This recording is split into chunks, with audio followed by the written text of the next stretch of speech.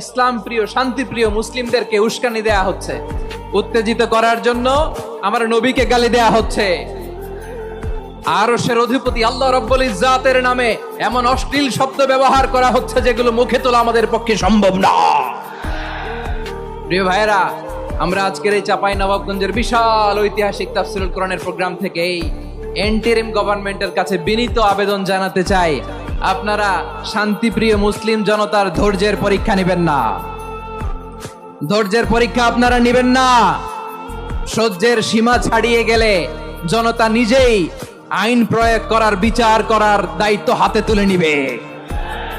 এটা আমরা চাই না, এটা আমরা চাই না, আমরা চাই না। যারা আল্লাহ রাসূল সাল্লাল্লাহু আলাইহি ওয়াসাল্লামের সম্মানকে খাটো করে, আল্লাহ এবং আল্লাহ রাসূলকে নিয়ে কটূক্তি করে, অবমাননাকর শব্দ ব্যবহার করে, অশ্লীল শব্দ ব্যবহার করে, তাদের ব্যাপারে আমরা সর্বোচ্চ শাস্তি কামনা করি।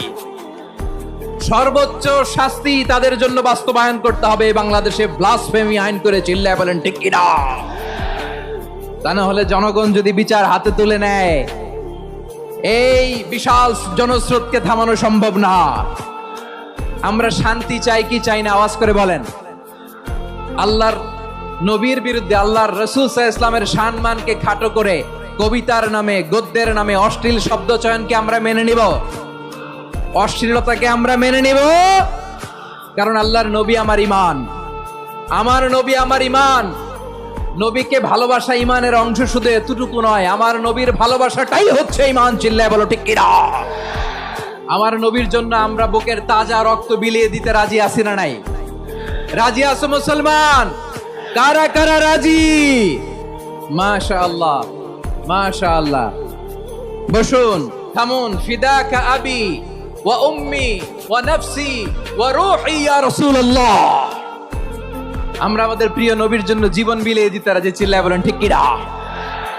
এজন্য ইন্টারিম গভর্নমেন্টের কাছে আমরা বিনীত আবেদন জানাই, দেশের পরিস্থিতি আরো নাজুক হওয়ার আগেই যারা এই সমস্ত অবমাননার সাথে জড়িত, তাদের বিরুদ্ধে কঠোর শাস্তির বিধান জারি করতে হবে। আজকের এই বিশাল তাফসীরুল কোরআনের প্রোগ্রাম থেকে এই দাবি জানিয়ে